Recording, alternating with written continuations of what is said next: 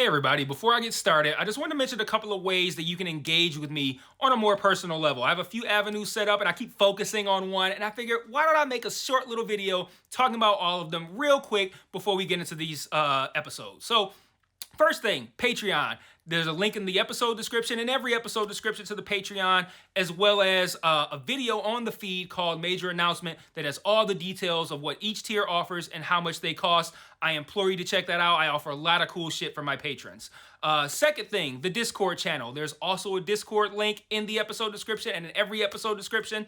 I have multiple channels set up there for each show that I'm covering, and it's a great way to just engage with me. I have a channel set up for MMA talk as well. I'm a big MMA fan, so if you're an MMA fan, you can check that out as well. There's a link to the Discord in the episode description.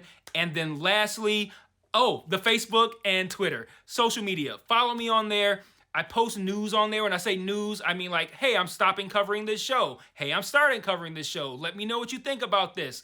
I do live watches of things on Facebook where like I'll check in and say I'm watching so-and-so show, and then I'll like live comment while I'm watching it, and that'll be cool if maybe you watch that show too and you want to watch along with me, or you're watching it later and you will see my thoughts, which are usually pretty entertaining because I'm usually pretty high when I'm writing them. So check out all those links in each episode description, and let's talk about this episode. Peace. One mic. Yeah. All I need is one mic. Yeah. All I need is one mic. Hey everybody, welcome back to One Mic, and today I'm here to talk about Season 3, Episode 3 of Apple TV's Slow Horses, entitled Negotiating with Tigers. Pretty appropriate episode title here, as that is essentially the only thing that happens in this episode. And it's almost also directly quoted at the end of the episode. And in a way, it still subverted my expectations. Like when I saw the title, I thought, yeah, that makes sense, right? They're gonna have to negotiate with the Tiger team that Lamb was talking about at the end of the last episode to get Standish back. Negotiating with Tigers. Real simple, right? And I mean, that is kind of what happened, but like, not really? Like, it wasn't quite that straightforward, right? But man, I love this episode. I love having my expectations subverted. Like, any of you who've been here for a while, and some of you have, you know how much I love that. And I love when I feel like a show is talking to me. Now, obviously, that's ludicrous. The show didn't see my last video from last week and make alterations to this episode for me. But shit, no one saw my video from last week. But last week, I was like, man, I continue to love this show, but I do have to admit that a file search isn't the most compelling plot with which to start the first two episodes. And then episode 3 started, it was like, all right, so let's talk about Catherine's abduction. Psych, that shit wasn't even real. I sat there like, well, touche, Slow Horses. Taking advantage of the fact that I don't know what a Tiger team is. That was great. No, they were just like the whole thing. They were like, psych. And nothing, all that shit was for play. That was for play. I'm like, oh, okay, that's cool. And then as if that wasn't enough, finding out who was instrumental to pulling off this test was a knee to the balls that hit harder than any of the shots that River took in this episode, but we'll get to that later. But yeah, well, we learned right away that a Tiger team is meant to test defenses, and that MI5 failed. Everything that we saw pertaining to River trying to get a file from inside the park last week was him unknowingly being used to perform this test. Resident piece of shit and Home Secretary Peter Judd hired this chieftain group to perform this test, and he intends to bring them on as security advisors due to them just having proved that MI5 is vulnerable. Now, of course, I'm sure he has another more evil reason for this, but I'm sure we'll find that out in one of the remaining 3 episodes. Everything then seems to almost normalize a bit to the point of like, well, what's going to happen now this season? Because like, they're like, oh yeah, Standish is about to be returned, and everything seems normal. And we see Sean Donovan, and that's my man Elliot from Gangs of London. We see him and someone else from Chieftain. They're like celebrating a job well done. Like, yo, we did it. I'm just like, okay, so, all right, so, okay, that was for play, cool, but what about the actual season? Then out of nowhere, Sean pulls a gun on the chieftain guy, throws him in the back of the car, and Standish delivers the low-key line of the episode. She's like, am I now an actual hostage? That was a good line. Not having yet learned about the whole Tiger team test, Man, shout out to alliteration. Little and Large break into Sean's crib and discover that the next phase of his plan involves something called the Grey Books. And the Grey Books, they looked into 100 years of conspiracy theories, and according to Lamb, found out that they were all bollocks. Well, we'll see about that. I'm willing to bet that at least one of them was not, but we'll see. Police come since the neighbors have called about the break-in, and just as Little and Large are about to be released because they display their MI5 badges, one of the cops discovers drugs on Shirley. They talk to Lamb, and he has the cop to tell them that they're fired. Now, I wonder if that's just Lamb like talking shit or if he really wants them out. But I will say this: if they are fired, it wouldn't be a loss, and that's not me trying to shade the characters. Like, I don't dislike the characters, but it's like Roddy. Like, they're all three of them are very, very underserved. I'd like for all three of them to be more involved in the show. But if they're not gonna be, if they're just not gonna do anything with the three, then yeah, who gives a fuck if they get removed? Like, so yeah, it's like I wouldn't care if they were fired, but I don't know, give them a little bit more to do, man. Like, now it's just Lamb, and it feels kind of like the Lamb and River show featuring Louisa, and then everyone else is like not really even part of it, and featuring everyone else. So where was I? Whew, running out of breath here. I'm old, y'all. At the same time, River's taking an incredible beating from Duffy, who's upset about River pulling one over on him again last week with the whole fake diamond and Spider's tie clip. River refuses to hit him back, knowing it could get him kicked out of MI5, but also expecting Lamb to come save him at any moment. And eventually he does. River's released, and Lamb, after telling Duffy how easily he will wash him, which I thought was very, very interesting, he sends River to meet with Louisa at Chieftain to acquire information on Sean. And then he goes to meet with Sly Monteith, hell of a name, who is the CEO of Chieftain.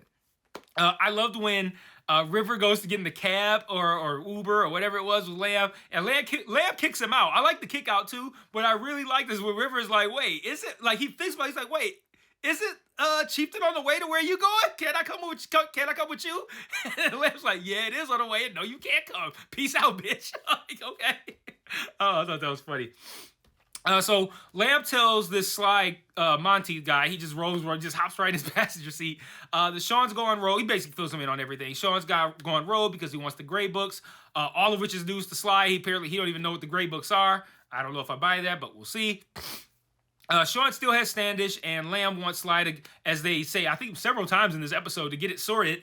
And then he leaves him with a parting scent.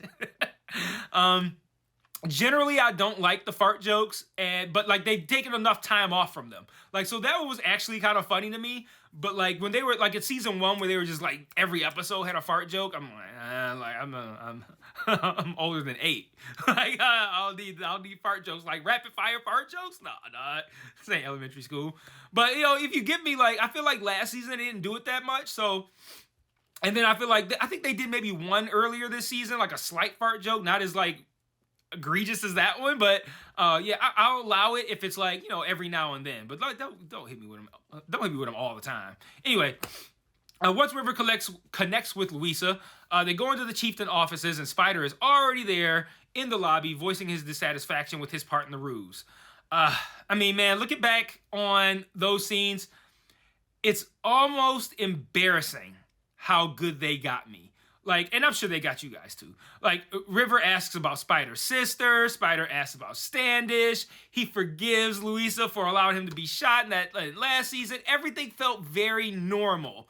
And then when River and Louisa get called up to meet with this person in charge, I remember putting in my notes, like, wow, they're letting Spider go too. Like he's just a civilian, like a fucking rube, man. Like, so dumb. Like, I wasn't dumb. They got me, but like, I'm sure they got all of you too. But man, when Spider revealed that he was behind the entire ruse and had been hired by Chieftain as a consultant, my jaw hit the floor. Like, when the moment when he spins around, like, oh, we're gonna be with so and so, and he's like, it's me, or whatever the fuck he's saying. Like, man, I was floored. And then the taunting, oh my God. I gotta give him props for that. Like, he went hard. Like, when you pull off something like that, you gotta go hard with the shit talking. Oh, he went extra with the shit talking, and then that made it even worse for me. I'm just sitting there like, oh my god, this is so bad. Like, given how much of a shit Spider is, combined with just how good he got River, oh god, it was so bad.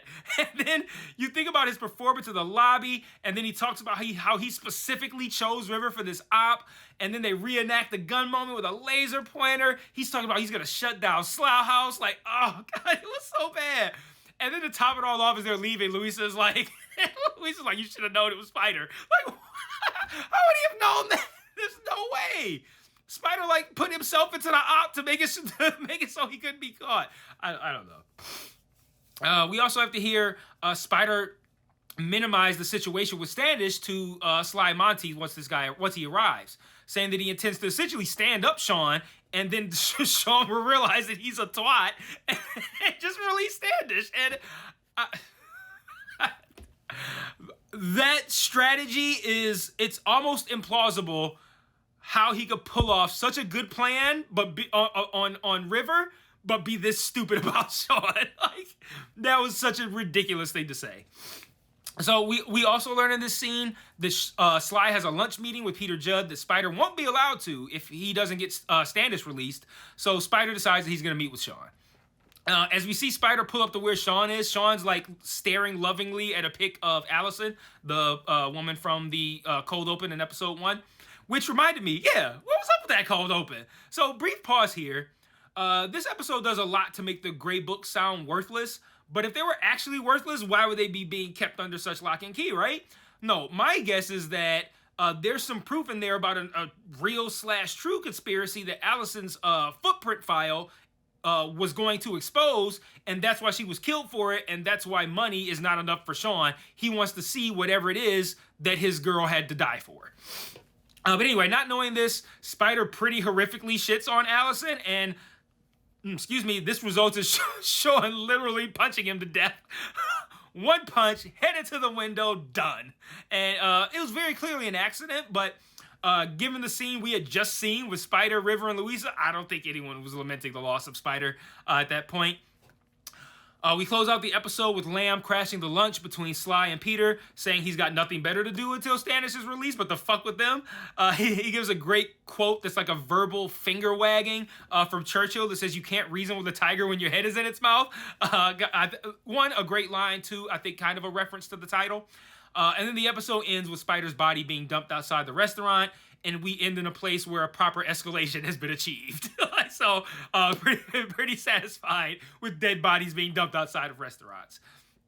Standish, she's still being held captive. Spider is now dead, and we need to learn what's in this footprint file that Allison had to die over and that sent Sean after MI5. So really great episode, subverted my expectations. I'm so glad that they escalated the plot line like this, and the last 3 episodes should be great. So until then, peace.